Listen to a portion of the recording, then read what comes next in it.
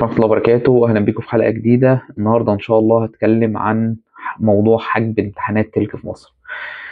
لو أنت طبعا نتيجتك اتحجبت أو محتاج تعرف البديل إنك تعمله بحيث إن أنت متعطلش في إجراءات السفر على موضوع الامتحان، تابع معايا الحلقة للآخر ويلا بينا نبدأ.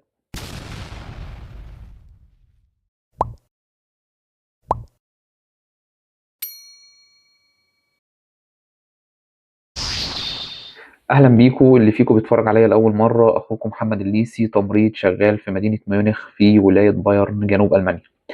إيه اللي بيحصل بالظبط في مصر وبالأخص حجب الامتحانات اللي زاد في الفترة الأخيرة؟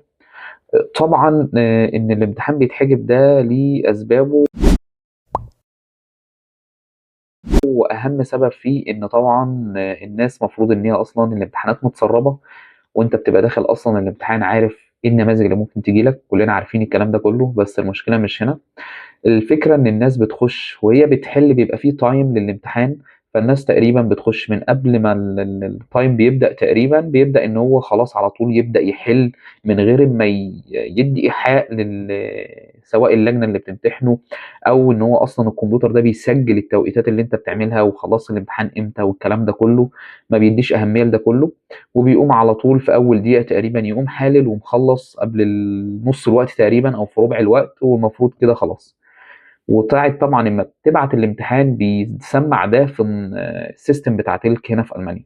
وبعيد عن ده كله ان هو يسمع في السيستم بعد قد ايه، الفكره كمان ان الامتحان نفسه بيبقى مصور، يعني الامتحان نفسه بيبقى متصور فيديو، وده كله بيبقى متابعه المعهد اللي بيمتحنك في المانيا هنا.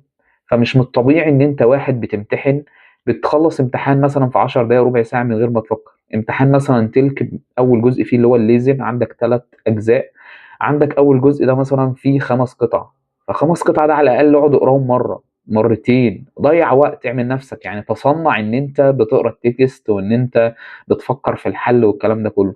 لكن الناس ما شاء الله بدات تستسهل وبيخش ما شاء الله هو لقى النموذج اللي هو مذاكره او من النماذج اللي هو حافظها، ويقوم داخل على طول تك تك تك حالل وشكرا على كده.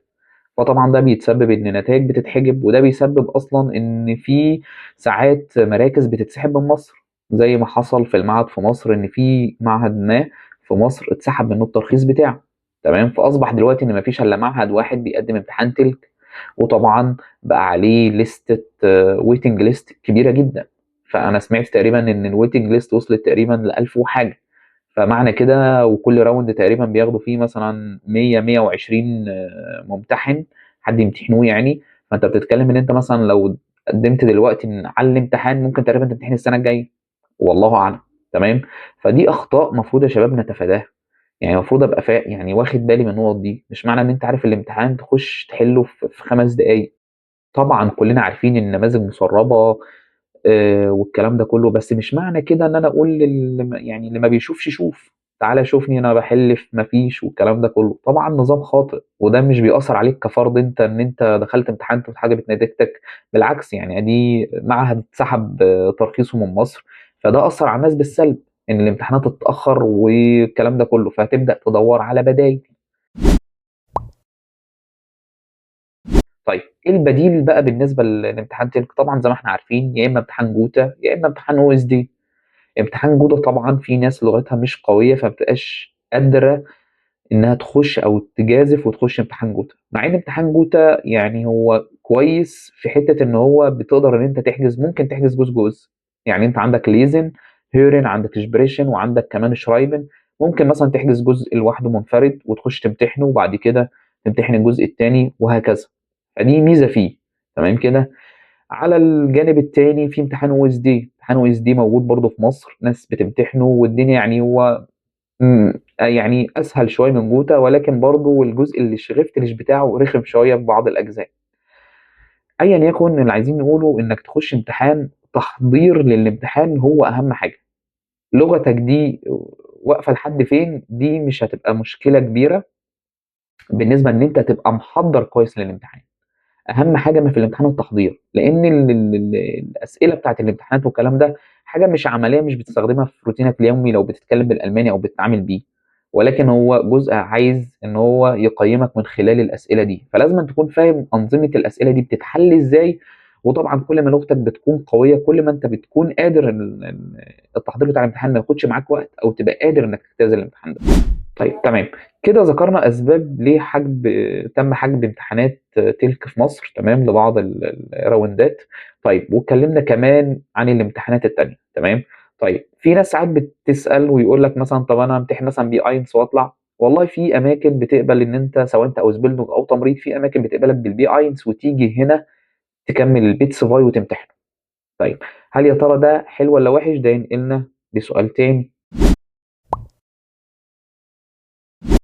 هل يا ترى هاقدر إن أنا لمّا آجي ألمانيا أدرس الBits-2 وأمتحنه بجانب إن أنا بادرس، سواء أنت مثلًا وحتى لو جاي تمريض فأنت هتعمل معادلة في الأول والكلام ده كله. أنا رأيي الشخصي الصراحة الموضوع هيبقى صعب، مش مستحيل ولكن صعب، إن أنت مثلًا واحد سواء أنت مثلًا جاي على Ausbildung فبتنزل عملي في المستشفى وبتاخد محاضرات نظري، وفي ده كله كمان هيزود لك كورس Bits-2 وهتحجز امتحان، ويا عالِم الامتحان برضه هنا هيبقى نظامه إيه، فدي أنا شايفها برضه هتبقى مشكلة.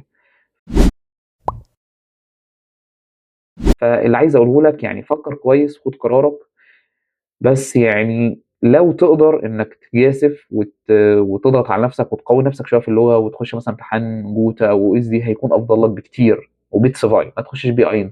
B1 أنا شايفه الصراحة مش عملي تمام، ومش أماكن كتير بتقبل بيه، فرصك هتبقى قليّلة أو ممكن عشان الB1 أروح مكان مش كويس عشان خاطر أنا عايز أخلص وأطلع وخلاص، وتيجي هنا تلاقي نَفْسك برضه في مشاكل بتقابلك في الأول.